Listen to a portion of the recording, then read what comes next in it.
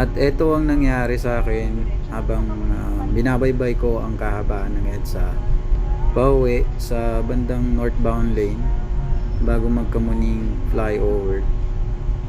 Panoorin nyo, kayo na bahala umusga. Pagkaraan ng 1.6 kilometro. Didiretso ng Tawag and Quezon Avenue Flyover. Ayun na nga, nabangga ko isang motor na naka Honda Click. At siyempre meron tayong replay para may reference. Ayan yung motor na nasa kanan ko, yung Honda Click na puti.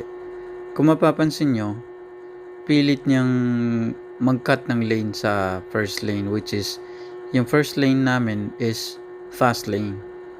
At the same time, yung motor na yan is masyado siyang nakadikit sa akin. Kaya blind spot na sa akin yung signal light niya, hindi ko na makikita. Na dapat sana ay itinaas niya yung kaliwang kamay niya, naliliko siya sa kaliwa. At siyempre, since blind spot, hindi ko na-anticipate na kakaliwa pala siya. Or, pilit pala niyang ipapasok doon pa sa bus lane, which is may U-turn doon sa unahan. At kung makikita nyo, for your reference, kung bibilangin niyo yung barrier na nasa kaliwa ko, yan ang distance ko doon sa sasakyan sa unahan ko, which is 9 barriers. Ang size ng barrier na yan is 0.45 meters.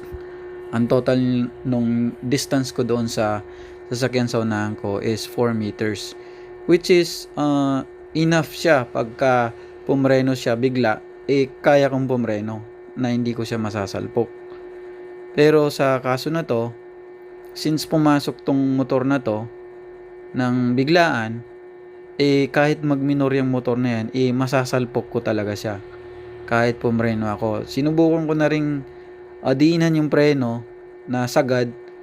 Alam naman natin yung sasakyan is yung preno is hindi responsive kaagad, lalo't pag mabilis yung takbo, hindi siya hihinto kaagad. Hindi kagaya ng motor na pag piniga mo yung preno is hihinto kaagad yung motor.